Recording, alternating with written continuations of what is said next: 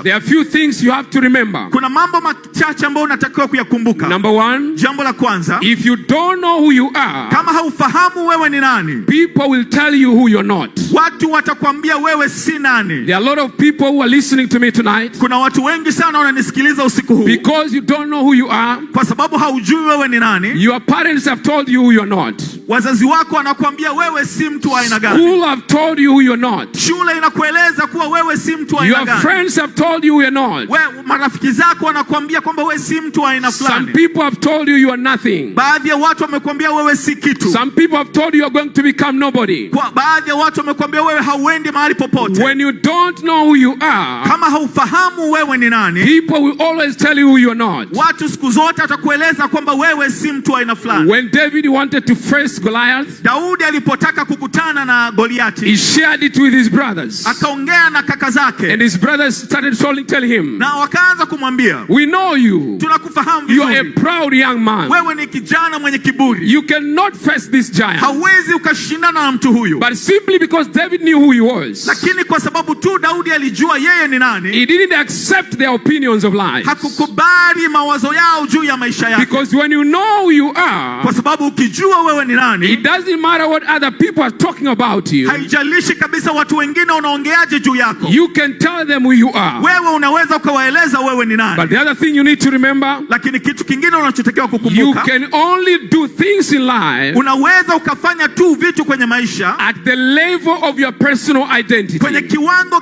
kile ambacho unajitambua. You can achieve things in life, unaweza ukafanikisha kwenye maisha at the level of your personal identity. Kwenye kiwango kile unachojitambua mwenyewe. You cannot go beyond your personal identity. Hauwezi ukaenda juu zaidi ya vile unavyojitambua. When God appeared to Jeremiah, Mungu alipomtokea Yeremia, in Jeremiah chapter 1 verse 6 to 7, kwenye Yeremia sura ya kwanza mstari wa 6 na wa 7, he told him, I've chosen you, akamwambia kwamba nimekuchagua to become the prophet to the nations. Uwe nabii kwa mataifa. And this is what Jeremiah said. Na hivi ndivyo ambavyo Yeremia alisema. You know, I'm just a child. Unajua mimi ni mtoto tu. I cannot speak. Siwezi kuongea. You know, every time, na kila mara, you define your life to the level of your identity. Unapojitafsiri maisha yako kwenye kiwango cha jinsi unavyojitambua. There are a lot of people who are less qualified than you are. Kuna watu wengi sana ambao hawakidhi viwango ulivyo navyo. But they are doing great things in life than you can do. Lakini wanafanya vitu vikubwa sana kwenye maisha zaidi ya vile unavyovifanya. Not because they are so much talented. Si kwa sababu eti wana vipawa vikubwa zaidi yako. Not because they have gone to school.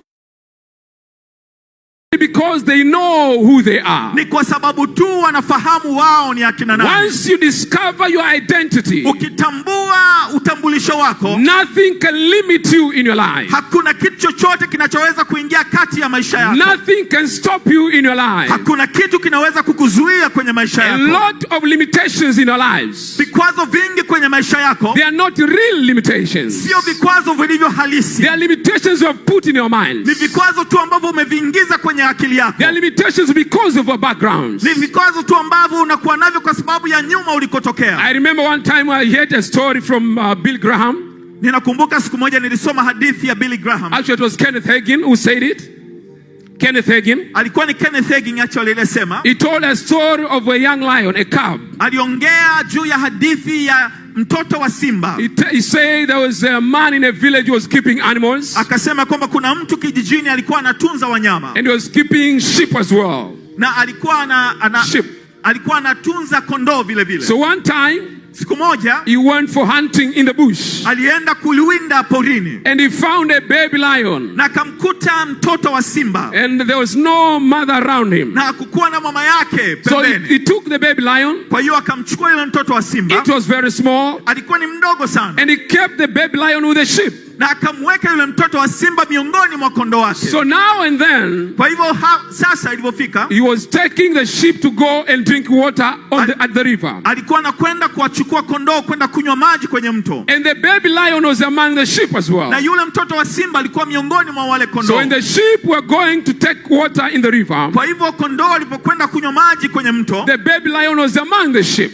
Yule mtoto wa simba alikuwa miongoni mwa wale The baby kondoo. lion didn't know that he was a lion. Na yule mtoto wa simba hakujua kwamba yeye ni mtoto wa simba. And many times, Na hivyo ndivyo mara nyingi sana, when they went to the river, walipokwenda mtoni, there were times that lion came again. kuna wakati ambao simba walikuja. And these sheep ran for their lives. Na wale kondoo wakakimbia kuponya maisha yao. And the baby lion also ran for his life. Na yule mtoto wa simba vile vile naye akakimbia pamoja na kondoo. He didn't know he was running from his own family. Hakujua kwamba alikuwa anakimbia kutoka mbali na familia yake mwenyewe. So he kept on doing that for many times. Kwa hivyo akaendelea kufanya hivyo mara nyingi sana. But one day, lakini siku moja, as he was drinking water, alipokuwa anakunywa maji, he looked at himself on the water. Akatazama sura yake ndani ya maji. And he was starting asking himself questions. Na akaanza kujiuliza maswali. It looks like I look like those I'm running from. Inaonekana kama ninafanana na wale ambao ninawakimbia. He looked at his eyes. Akatazama macho yake. They were similar to the animals he's running from. Yanafanana na macho ya wale wanyama ambao anawakimbia. He looked at his ears. Akatazama masikio yake. He looked like